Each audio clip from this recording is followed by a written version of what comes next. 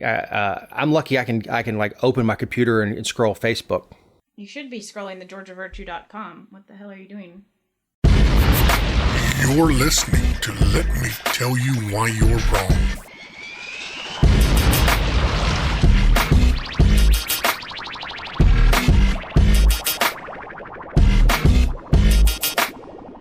Welcome to episode 170 of the Let Me Tell You Why You're Wrong podcast. I'm Dave Roberts. With me is my podcast partner in crime, writer, journalist, published author, Jessica Szilagyi. Buenos dias. Buenos dias. How was your week? Last week you complained because I used Buenos dias at night, even though people listen in the morning. So That's the beautiful thing about a podcast. You can listen to us anytime you want.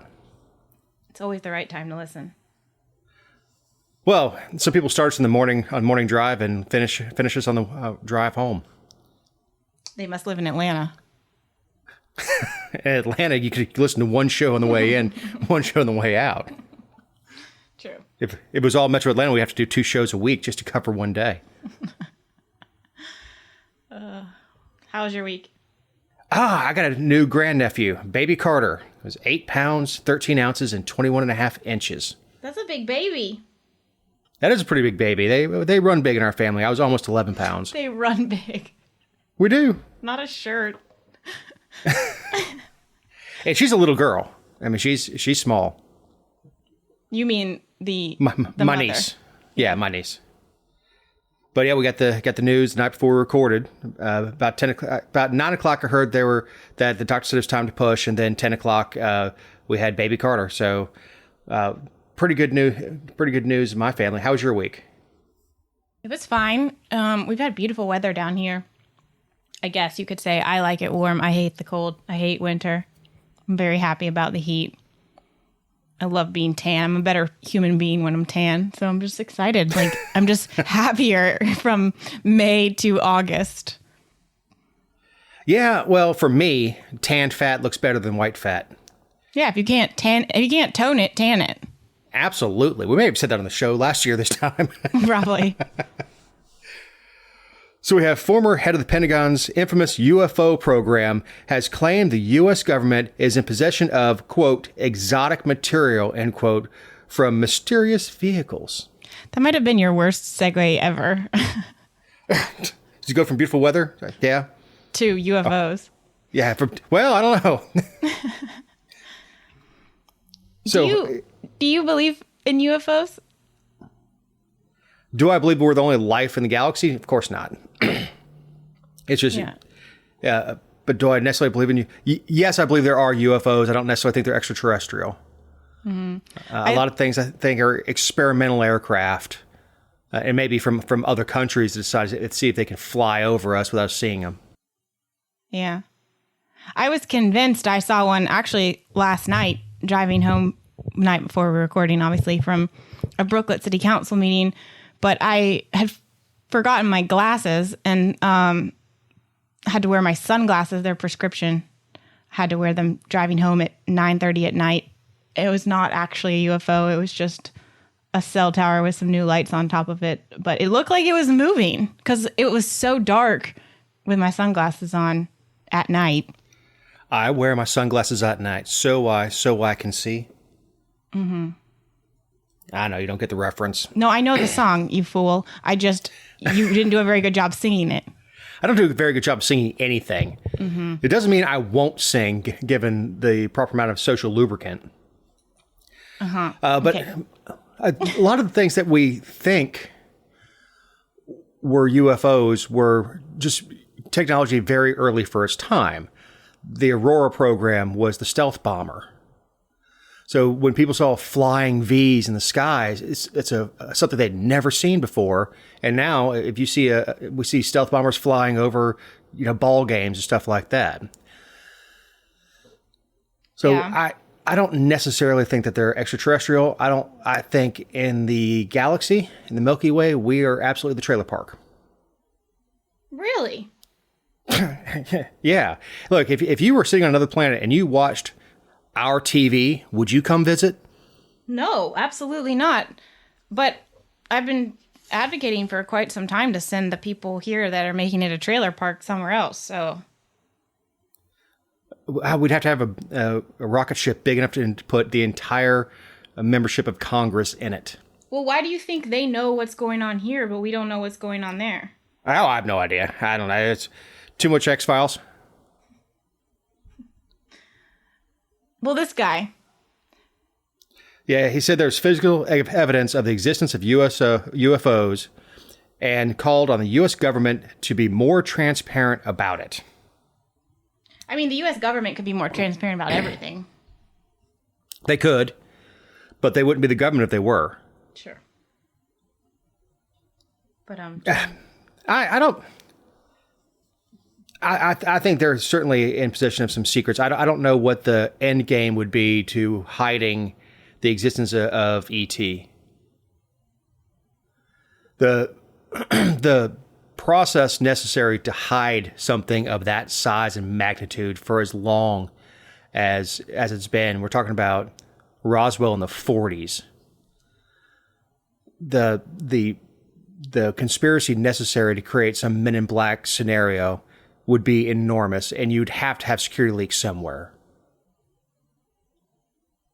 I mean, hell, we can't keep domestic spying under wraps. Sorry, Jess. No. I was just going to say it's similar to like the conspiracy theories. Oftentimes, government's just not good enough to pull it off. And then you consider like the change in administrations and the change in turnover, or I guess the turnover at different agencies. Like somebody would say something somewhere. I mean, you're also like assuming that nobody ever goes home and tells their spouse or their significant other what happened at work with regard to this stuff. Like never, ever, ever. And that's a hard sell for me. Like that nothing got out. Well, look, there were things going on at the Groom Lake facility. there were things. There's all sorts of stuff that was going on out there, and it is sacred. Do I think it's little green men? Man, that's a tough sell for me. Is he saying it's little green men? Not necessarily. I mean, in fact, most term is pretty broad. It is, and most people who are into that idea are offended by the term little green men because it's considered to be an insulting term to UFO-ologists, which I think is an offensive term to any ologist. Mm-hmm. Well, there was one guy who said that they, I guess the green men, swarmed a naval vessel. Like they go underwater. Okay. Then you're talking about every sailor on that ship, from the guy scrubbing barnacles off of the rudder to the captain, would experience this and all shut up. Right. And he said that there were 25. He came across the gentleman who was on Tucker, and that's in the article that we're referencing, that he came across 25 reports for 25 different UFO sightings from U.S. Navy ships. 25. So I guess the argument is that the people cleaning barnacles and stuff, they did make a report. They just didn't report to the media, right? Right. That it was sent up through proper channels. And again, every report gets handled several times before it gets where it's going. And everyone along that chain's got an aid. And none of this is getting leaked out. That we're hearing whispers that over the last 70 years, we've got 25 instances that something strange has happened. I think it more plausible that there was an adversary who decided to try out something new. Well, and then, you can love him or hate him or think he's a traitor or not, but Edward Snowden kind of set the bar high when it comes to whistleblowers and things like that. Like, this guy's just saying that he saw the reports and he saw this and he read that. Like, Edward Snowden had it all on a USB drive that he, smuggled out in a Rubik's Cube and had taken over a period of time so that he could prove it. He could prove everything.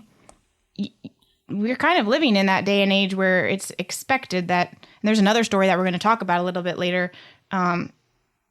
It's expected that when you're going to come out with something like that you want to be earth shattering, that you want to see the receipts. Right. Absolutely. Look, for years we've heard whispers that one person writing a book will get some deathbed confession out of somebody who was in Roswell in 1950 who says that he came across alien bodies. But whenever, and then we hear that people talking about, and I'm so ineloquent this morning, talking about, okay, well, we've got this evidence, and it's some grainy video. It's like trying to find Bigfoot. There's some grainy video somewhere. When I'm talking about technology advances, no one ever thought that you would use a telephone to control a drone. That you know, I didn't know anybody still called it a telephone. Well, I mean, I was trying to use 1940s vernacular. Right. That you would use a phone to control a personal helicopter that can do all these crazy moves and take pictures and do all this stuff just from a telephone. No one thought that possible at the time. So the idea that secret research is going on all over the globe, that these countries are pumping something out that's experimental, that may not lead directly to a weapon, but they're trying out experimental stuff. That to me is much more plausible than the idea that ET is going to land and want a phone home, to use it again. So I'm not saying it doesn't exist, because I won't say anything emphatically doesn't exist, because you can't prove a negative. Mm-hmm. I'll say the more likely explanations are people, even astronauts and fighter pilots, that see stuff they can't explain. It's not necessarily extraterrestrial. It could be something that's an experiment that's happening. The U-2 was highly secretive. The pilots, the first pilots on the U-2 weren't even trained on the airplane. They were trained in sort of a simulator, but because the plane was so secret that even the pilots that were about to take off in it weren't shown what it was until the last minute. But before they figured out who was going to wash out of the program, they washed everybody else out, and then they brought out this crazy spy plane that could fly at 80,000 feet. But at the time, that would have been science fiction. When was the last time you watched E.T.? Oh God, I don't know if I watched the whole thing. You've never watched the whole thing? In the 80s. So I watched it a couple years ago. Probably now 5 or 6 years ago, because it was right before I moved down here. But with the girls that I nannied for in grad school, we watched it one holiday break, and my kids are not going to watch that movie. So at the end of the movie, they totally, they could have told the feds not to come in because they didn't have a warrant. Well, it was Spielberg, right? Yeah. And they just totally destroyed their house and the whole thing was like government surveillance, come in and save us from alien, screw that. They can watch it up to the last 20 minutes and it will end cheerfully and without the federal government teaching children that, by indoctrination, that you should just bend over when they knock at your door. Well, you got to realize who Spielberg is. Most of the villains in his movies are stormtroopers. That's something that kind of you see in his art, that the stormtroopers are the bad guys. So this idea that you're hiding this refugee away, and then you're carting him off to get back to his family, and so it's a escape story and a parable of running away from an oppressive government that wants to throw you in a lab and do experiments on you. So when you look at it from the aspect of where his art eventually went when he had the weight to do it. You can see that's what has really influenced his art.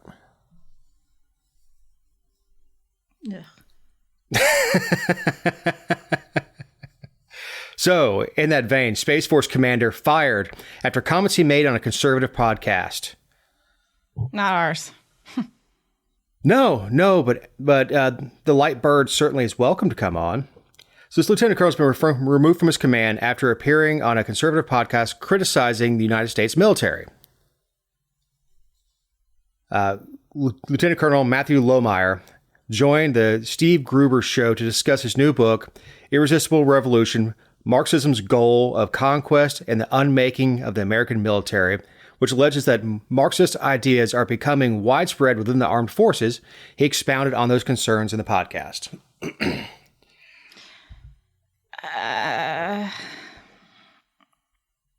I mean, to say that he was canned for criticizing the military is a little bit of a stretch, in my opinion. He was relieved of his command, pending investigation.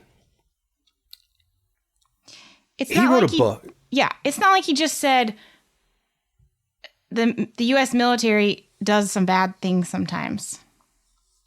Well, I don't disagree with him with a lot of the stuff that he's talking about. But here's the thing, and you know this when you're in the military.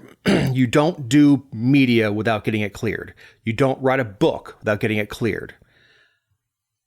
I don't care if you're a reservist or active. This guy, in this case, is active duty. I don't know if they have reserves. I don't know if you can go to space on the weekends and be a reserve Space Force guy. So you have a code of conduct. There are things you can't put on your Facebook page when you're a member of the military. That's just the way it is. And if you already know they're on a witch hunt, you kind of made yourself into a lightning rod on this one. Yeah, I mean, he had to know what he was doing, and if that's his hill to die on, then I mean, more power to you. But like, you're going to get the support of people who agree with you, but they're not going to say you should get your job back. They're going to say, well, hopefully you can find something that's a little bit more suitable for what you want to do. Well, and this guy's a really good-looking guy, and obviously he's well-spoken and he's pretty well-written. This may be his, you know what, I'll retire, let me out, and walk right into the media and have a show on Fox News. So take him. I hate to be so, jaded on stuff, but we see that kind of stuff out of people, Vernon Jones, who make themselves into a lightning rod and then throw themselves on the sword, and then all of a sudden they start showing up in politics or in media and soaking up the attention. I'm not accusing this guy of doing that. I'm just saying you don't get to be a light bird like that without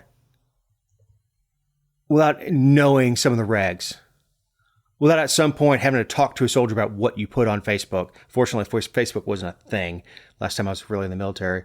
But what you put out, what you say. We were given briefings of what to do when the press comes, which is, a lot of times for us was, no comment, no thank you, turn around and walk away.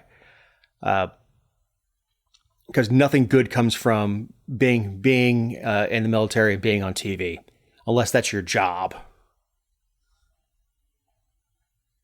Because no matter what you say, half people are going to disagree with you. You could say everything's perfect. Then all your soldiers are pissed at you because you didn't discuss the problems. Or you could discuss the problems and the command's pissed at you because you exposed stuff that should have been handled internally. There is no winning when you do stuff like this. Unless you get out and then write a tell-all book, which he did kind of backwards here. Well, guess who's defending him? Who's that? Matt Getz. Yeah. I would be like, no, thank you. Please don't. Please don't. He said he's going to seek action on the Armed Services Committee and that the demotion is clearly retaliatory. Well, of course it's retaliatory, but I don't want help from Matt Getz. I don't want help from Marjorie Greene if I become a lightning rod for something. Like, don't help. Well, I don't want help from Congress. Like he made all these decisions willingly, And he wrote a book. It's not like he was making some appearance or said something at a graduation where he was speaking in his, official capacity. Like he took his official capacity beyond what his day-to-day role and duty is, and now is suffering from the consequences of that. Well, and again, I don't know what was cleared by whom. And it may come back that he went to the public affairs office and said, look, this is the book I want to write. Here it is, review it. And they said, go ahead. I doubt it. Well, we're also talking about 2 different administrations, too. I mean, we're only 5 months in. That's true. And books don't turn out that fast. Right. Just ask Stanley. Well, Stanley was pretty quick, but I mean, look how eloquent he is. So, and he had help. But I don't know if and you're right. It could have been cleared by the PAO with the Trump administration. He could have floated that out there, and they said it's great. I'm going to do some media appearances to support it. They go, great, go forth, Colonel, and then the administration changes, and then there's a fallout from it. But if he's got in writing where he ran it through the PAO, he'll either be reinstated or he'll get some sweetheart assignment to make him go away. But that's my opinion. And this is a good time to remember you that all of these are our opinions and not those of anyone not on the show or any respective company for which we may work, own, or otherwise associate ourselves with on a regular or irregular basis. ICE to close 2 troubled detention centers in Georgia and Massachusetts. Both facilities are facing allegations of abusive treatment of immigrant detainees. I think we actually talked about the one in Georgia last fall, or late last. It was right before the election, the Irwin County Detention Center in Asilla, where the doctor was accused of performing invasive surgeries on women in particular, and then medically unnecessary hysterectomies. But oh my God, that's right out of the Margaret Sanger, Joseph Mangala cookbooks. That's right out of the eugenics cookbook. It is, but if you recall, like when the stories came out, it was right before, or it wasn't right before the election, but it was pretty close. I want to say September, in October, and I remember when we talked about it. All the conversation was just like the whistleblower. And of course, all of the media outlets picked it up and just said a source said this happened or sources from inside said this was happening. And the Trump administration or the DOJ said that they, along with the Office of Inspector General would investigate. But we didn't really hear much more about it. And I think I said at the time that, if it was true, it's absolutely horrific. I mean, there's nothing worse that you can do to a female who is young. And I mean, it's disgusting. And I said, if it was happening, then it's just awful. But if it's not, then, I'm not like, we just need some concrete proof. Well, apparently, and this was, I scoured the internet after I saw this story last week. There was a federal lawsuit filed and a formal investigation was opened, and they stopped directing people to the Massachusetts facility and the Irwin County one. And so I guess their population numbers were starting to decline like well before the Biden administration did their whole immigration reform policy, whatever you want to call what they're doing right now. But there was more action and more information came out, but we never really heard it. And it seems that it's true, and they've assigned names to the women that are claiming that these things happen to them, and there's all kinds of organizations behind it, like the UGA's School of Law, like their First Amendment Center, Columbia Law School, Texas A&M, Harvard, the National Lawyers Guild, Project South. There's 6 pro bono legal clinics from those law schools I was talking about, and then the U.S. District in this, the U.S. Attorney's Office in the Middle District of Georgia. But I say all that to say that these claims were founded, and I'm disappointed with the media and with the entities that reported on it initially, because it's while I understand that the sources couldn't be named or initially, or they didn't want to because apparently they did face retaliation. Like, we shouldn't be in the habit of just accepting sources that are unnamed and then 8 months later, when the facility gets shut down, they're like, oh yeah, by the way, those were all true. Like, this should have been an ongoing thing that was reported on instead of the nonsense of the election and everything that and COVID that we've been hearing about for the last 8 months. This is far more horrific and literally in our own backyard for us. And this is kind of the first we're hearing about the fact that there's a lawsuit pending against all these officials and the private entity that runs it, which is LaSalle Corrections. Again, private prison. Yeah. Well, I mean, and private prisons were on their way out. It was something that the Obama administration did right. And Trump, who was a major recipient of donations from private prison companies, undid that as soon as he got in there with old Jeff Sessions. But that's neither here nor there.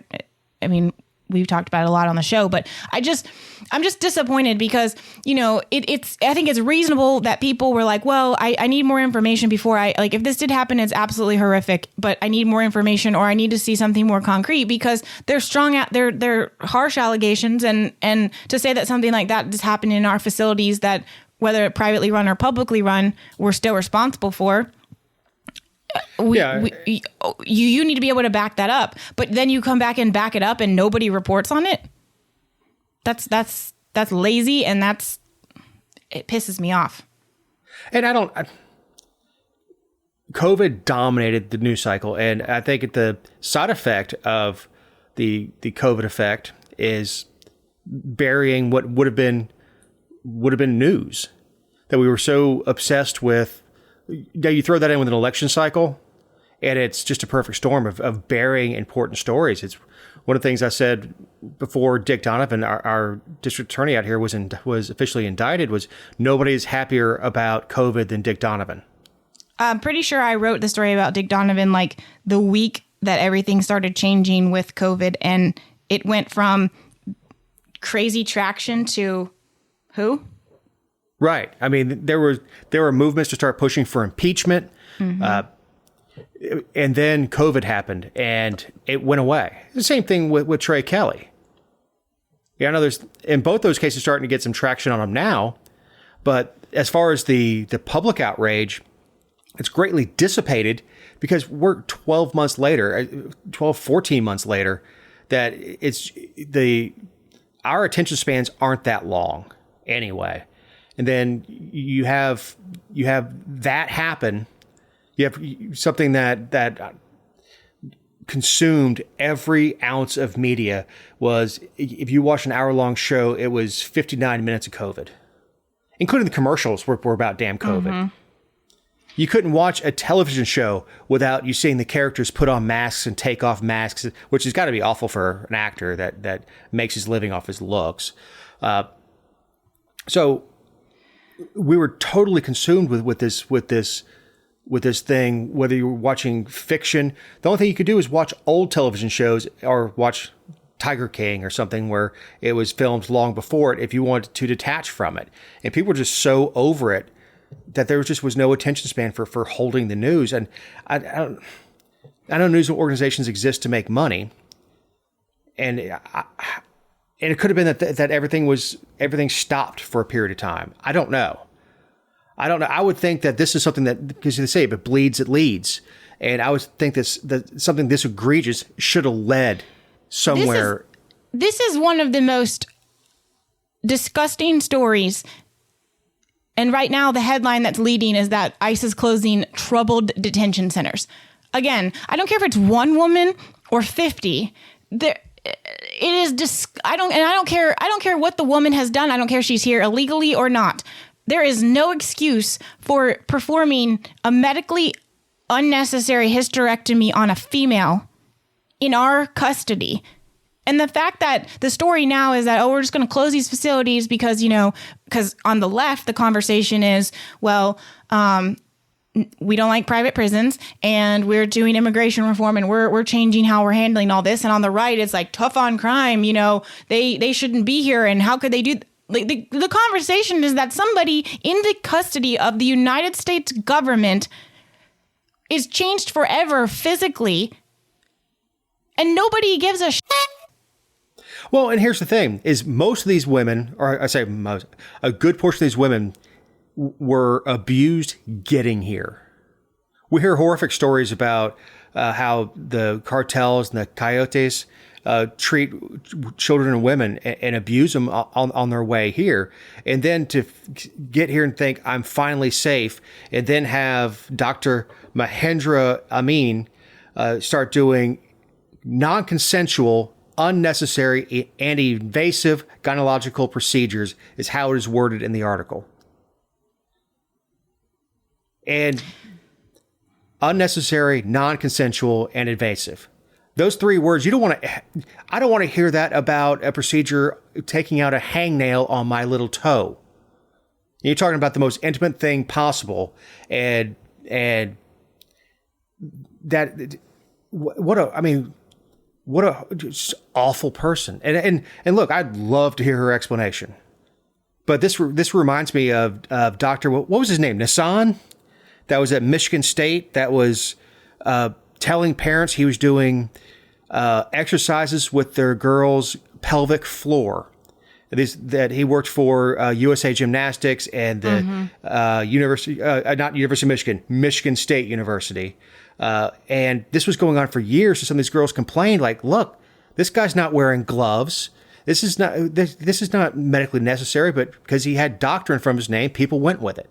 The parents went with it. They were so worried about their daughters becoming champions and all that they ignored the what was actually going on. So this I don't care what the penalties are. I don't care what kind of impacts there are anywhere. There should not be a single facility in this country that is still under the contract and supervision of LaSalle Corrections, because it happened on their watch. And you can't tell me that, especially when it has to do with an immigration facility where they do a lot of stuff on site and they are not transporting people, like they have the medical facilities there. You can't tell me that they weren't aware that women were being transported around and recovering for weeks at a time, and they didn't know. Like, this happened on their watch, and we should not have a single facility that has LaSalle attached to it. And yet here we are. We're just like, oh, we're going to close these two because they're troubled. No, they dropped the ball completely. Women's lives are ruined. They're getting sued. The federal government's getting sued. Everyone in charge is getting sued. And you're just going to continue operations as normal everywhere else because you haven't heard that it's happening anywhere else. Right. Obviously, their corporate culture allows it. That this is something that this doctor, Dr. Amin, thought. I don't know if Mahendra, I assume, is female. If she was doing things necessarily, I don't know what they thought, what autonomy they gave her. But you're right. This company should not be operating any detention centers anywhere. You can't even take your own antidepressants if you check into a federal prison because you've been sentenced. You can't even take your own medicine. And if you're on a medication, they are they scrutinize what you're on for cost and evaluate whether or not you should stay on that one or if you should be put on another medicine. And I don't understand how that is, like, we do that kind of thing, but this kind of thing goes unnoticed. Well, and this doctor has 46 years in experience. Well, part of it is the immigrants at these facilities are scared. And look, I'm not saying we shouldn't guard our border, but I'm saying the immigrants in these facilities are already scared. They don't necessarily understand what's happening. Obviously, the women understand what's happening medically, but they don't understand what the process is. They don't understand how long they're going to be there. At least when you go to prison, hey, this is a lifetime. This is 5 to 10, whatever it is. When you go into prison, you know what to expect. But when you come from someone who's already been abused, somebody who obviously left their homeland because the conditions were awful, and then they get thrown in here, and they have no idea how long. They have no idea when the hearing's going to happen. They have no idea what the result of the hearing will be. They don't know if they're going to be thrown back into their country, or if they're going to be let in, or if they're going to sit there indefinitely. They have no idea. So there's I think there has to be a good amount of fear that prohibits them from wanting to make waves.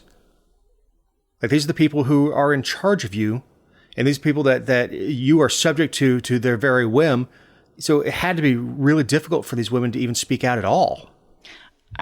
Just as a point of clarification, and it doesn't change the egregiousness, but I think it's a little bit more interesting. The doctor is a male. Ah. So. It doesn't change anything whether it was a sick woman or sick man, but for some reason, A on the end of it, I guess I speak too much Spanish that it made me think of a female name, but obviously Amin is not a Spanish name. But we got that news out of Georgia last week that a prison guard just pleaded guilty to abusing an inmate, and this is in state prison, and took a handcuffed inmate and then beat him unconscious with handcuffs wrapped around his hand as sort of brass knuckles, and beat him unconscious. It was retaliation because I guess that inmate had done something to another guard earlier, and so they took him outside and taught him a lesson, I suppose. And then the one that pleaded guilty. So 2 others pleaded guilty earlier, or I guess maybe late last year at this point. I don't recall, but there were 3 people involved, and they were charged, and then the case was transferred to the feds. And the other 2, the guy that just pled guilty last week, I think his name's Ryan Sharp. He was the supervisor of the other 2, and on another occasion he directed them to do the same thing to another inmate from another incident, and they took him outside of the confines of the normal inmate area at Valdosta State Prison. And Valdosta State Prison is an interesting prison anyway, because when they're not really doing it as much right now because the optics were so bad. But I mean, there are more deaths at that prison than any other prison in the state. And they're the ones that supposedly, I mean, they had all kinds of riots, and it's out of control down there. And so I'm not surprised that the guards kind of have that like old school, we'll handle it our way mentality. And I get the inclination to protect the female guard. I get the inclination to take somebody out and beat the crap out of them, not leave them handcuffed and beat them. But I understand if we're in a bar and somebody accosts Connie, I'm going to take them out and beat the snot out of them. I get it, but that's not their job. They're not punishers. That's just not their job. And going back to the other story, one of the things that brought retaliation that's going into the lawsuit is several women spoke about their fear of contracting COVID-19 in a video uploaded to YouTube April last year, and then they had retaliation by the ICDC officials for doing so. So apparently, there's a by putting complex. them in solitary for an extended period of time. Right. There's some sort of complex that must go on, and we see this with all sorts of prison stories. Going back 20 years to the National Guard troops that were creating naked pyramids and stuff like that. There's a mentality that goes, I think, that goes along with being a jailer that is very. There's a dehumanizing that happens when these folks look at the inmates. And it's got to be a horrible job. I don't want that job. I wouldn't want that job if it paid well. It's a horrible job. You've got people who want to do nothing but kill you, and you're bound by regulations. It's an awful job. It is an awful job, and I wouldn't do it. I wouldn't do it. I just wouldn't. But your only responsibility is to keep them alive inside. I mean, it's why I have like so little patience for when there's an escape or when they release the wrong inmate in error and then charge them with escape and stuff like that. Like, all you have to do is keep them inside make sure they get their food, and make sure they don't kill each other or you or themselves. That's all you have to do. Right, and preserve certain rights they have. So in keeping with the crime theme, in Hall and Dawson counties, if you are sentenced to community service in the court system, you can have your service hours cut in half if you get the COVID-19 vaccine. The story, I wrote about it on my Facebook page because it really makes me mad. Like, I think it's the dumbest thing I've heard of COVID-related vaccine. They're trying to incentivize people to get the vaccine. We get it. Their vaccine rate's 29% in Hall County. Georgia's is 37. National average is 47. Hall County wants to raise their vaccine rate. I get it. But there are like 55 million things wrong with this. Well, Hall County's low vax rate may be because they have a very large number of transient workers because they are heavily dependent on poultry farms and poultry workers. And so you have you may have a large segment of the population that's not going to stand in line and wait for the government to give them a jab in the arm. Mm-hmm. So just giving a little background on Hall County, years and years and years ago, I was a business banker in Gainesville and got to know the poultry industry pretty well. Well, I mean, I'm not sure what people would expect from a county that gave us Casey Cagle, who lost in 157 of 159 Georgia counties. And not really good at tying his shoes. Including his own. But they still gave him us when we still had to deal with him for, 20 years? But anyway, the administrator up there said that when community service, it takes time out of the work week. You need transportation to get there. You have to arrange for childcare. And this getting a COVID vaccine instead of doing your in lieu of some of your hours, recognizes the commitment someone makes in agreeing to get the vaccine. And so the court would subsequently reduce your time. Good Lord, man. No, it's not a service to your community. If you feel the vaccine is right for you, or it is a condition of whatever you want, like me, I'll end up getting it because I like to travel. That's a personal decision for me. To essentially hold jail time, a sentence over your head saying, "Hey, listen, if you take the jab, we'll cut this in half."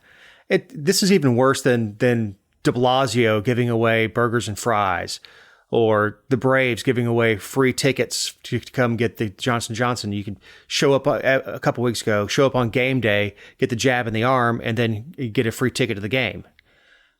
It's way worse.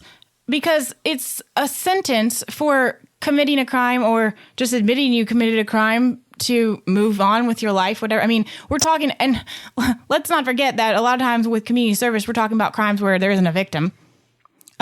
So you're talking about, and we hear judges say all the time that, picking up trash on the side of the road or washing cars or washing, whatever it may be, painting curbs is to give people time to think about what they did. Now, do they do that? I'm not sure. But if that's the point of it, why are you cutting it down?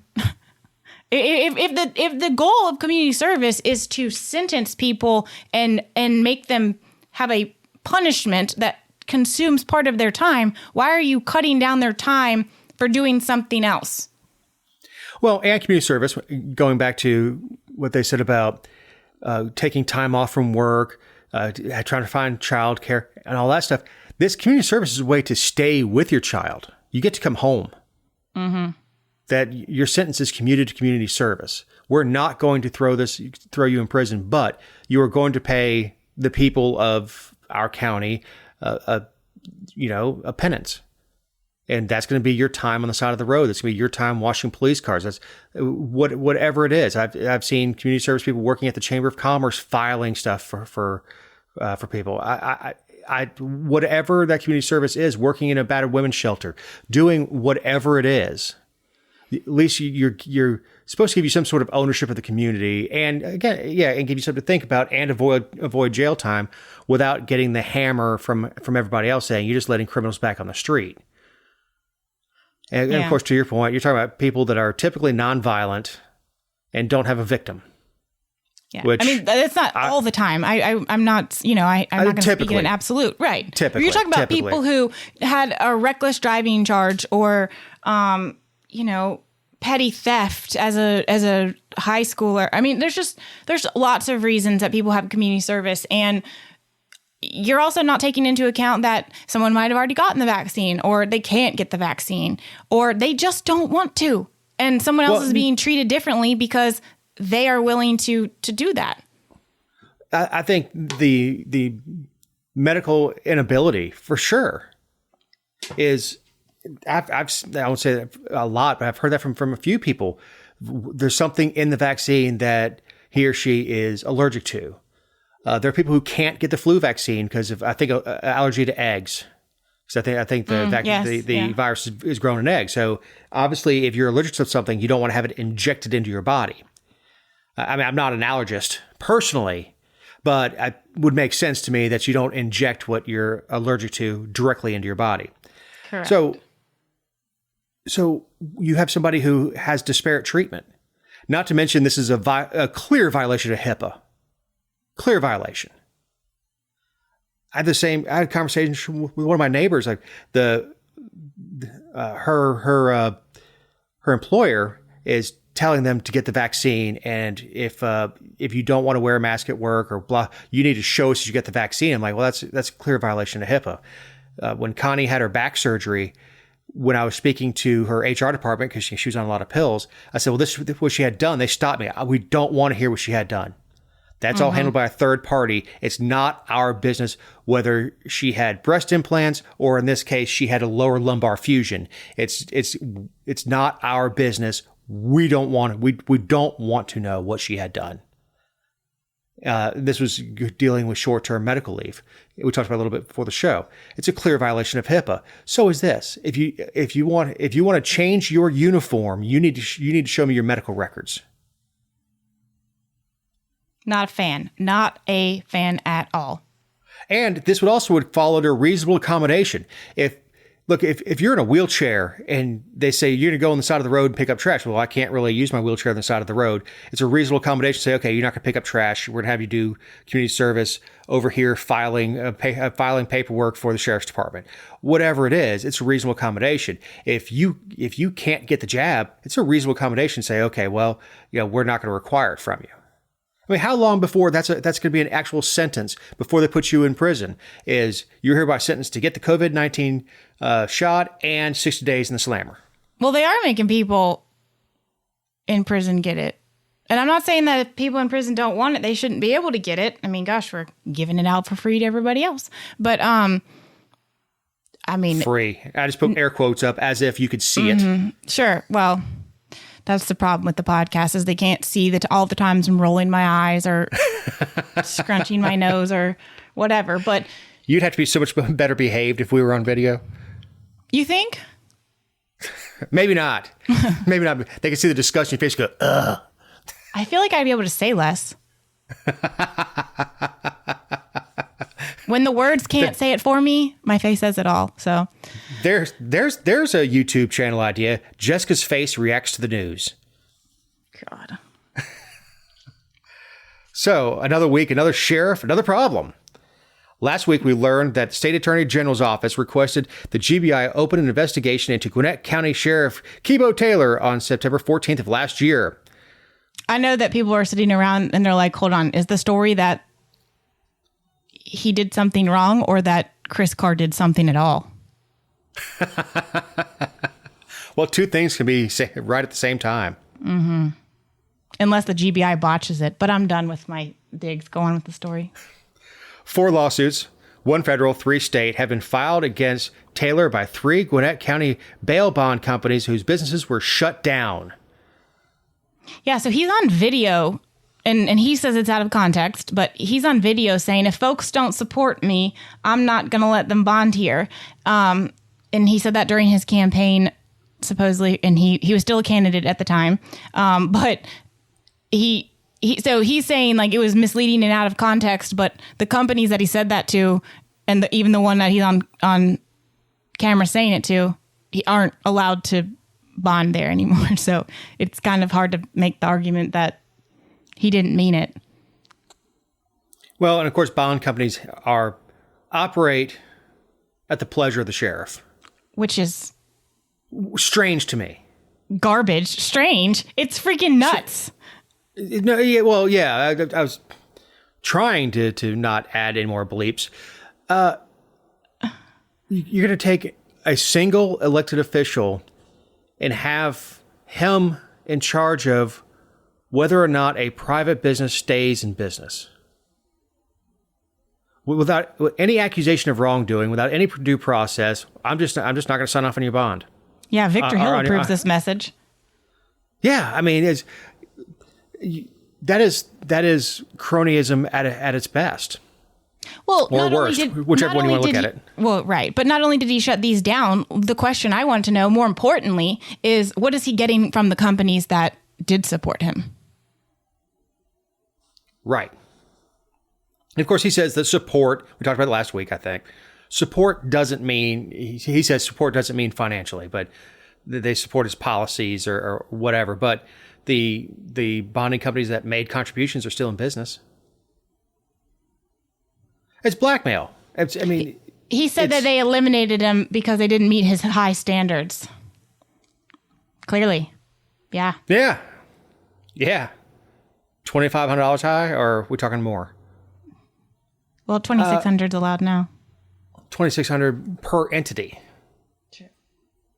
Which means each, if you have two owners, and then the corporation itself, and then they can make donations in the names of their employees, Which they all do. Right. There's always ways to run up that tab. You know, hell, I think they can do donations to the name of their kids. Which, in the case of Matt Lowe, I mean, good Lord, he could donate $1 million to a political candidate. Right? So be sure to solicit Matt for because he loves handing out money to politicians. As soon as I get his email, I'll post it up. I'm mean to Matt. That's probably would be the meanest thing I've ever done. He deserves it after telling everyone my email for complaints over and over and over. But I don't see how I'm guessing that they will settle. The problem is you can't settle a criminal case. Well, not a criminal case, but the lawsuits. Because the GBI is going to be like, one charge of felony murder, because that's their go-to charge. Yeah, for anything, right? Stub my toe, felony murder. I mean, it's pay for play. It's blackmail. It's absolute blackmail. Is I will put you out of your business. I put you out of business. Yeah, I'm going to make sure your kids can't eat, and that you have to go punch a clock for somebody else. And I'm going to put all your employees on the street if you don't make the proper contribution. I mean, what an absolute scumbag. I won't be going to Gwinnett County anytime soon. No. I don't know if I can find a bondsman to get me out.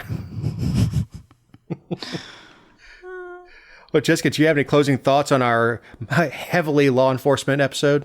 Yes, and Eric's going to need his bleeper for mine, but it's actually not my fault because I have to quote somebody. So this past week, there was a report that came out. I don't really know why it's just now coming out, but I appreciate it nevertheless. Apparently, during the presidential primary debates last year, when Harris went after Biden, after the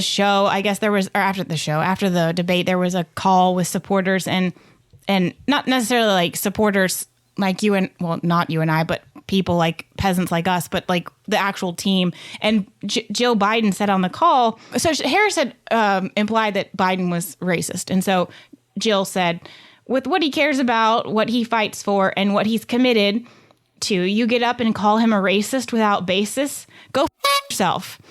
And it was on a call supposedly, and I appreciate the colorful language, but they obviously now have to like appear everywhere together. And I just want to reiterate, because of the show's title, that I was right once again about women, because women are emotional. Like, they went on the debate stage, and whether it was a legitimate claim or not, Harris made a claim against her opponent, Biden, because she's supposed to make him look as terrible as possible. And Biden's wife is meddling in the background, just showing everybody why women are unfit for office and most of the time unfit to vote because they vote with their emotions, not logic.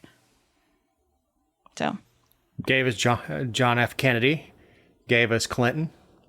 Well, JFK was not a bad president. He just, and I don't think that was all like, I think that was emotion like,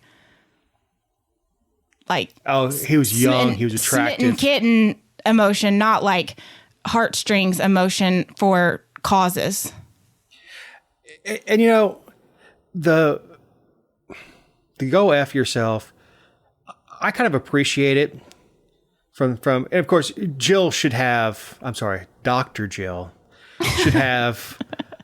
enough experience in politics to know you don't take it personally.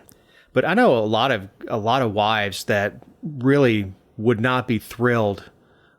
And in fact, a lot of people stay out of politics for that reason, you know, because the natural inclination for any spouse is to defend the other spouse.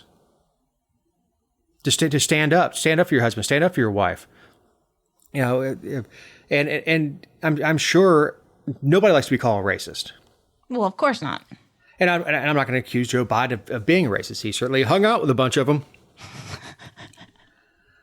But, you know, I think that's a hugely humanizing moment for her that I really don't mind. I don't mind it either. I just, the entire exchange and the fact that they're sitting up there being all fake and everything now and pretending like, you know, they're just charging for, like, that's just women and why women can't lead. Well, yeah, I've said before, men say the worst things about each other and we don't mean it. Women say the best things about each other. Y'all don't mean it either. So anyway, I don't have much of a closing thought other than, again, congratulations to my niece, a beautiful baby boy. I want to thank everybody for listening. For Eric Cumby, our editor, for Jessica Szilagyi, I was about to make you into a Bennifer together, the star of the show. I'm Dave Roberts. Have a great week.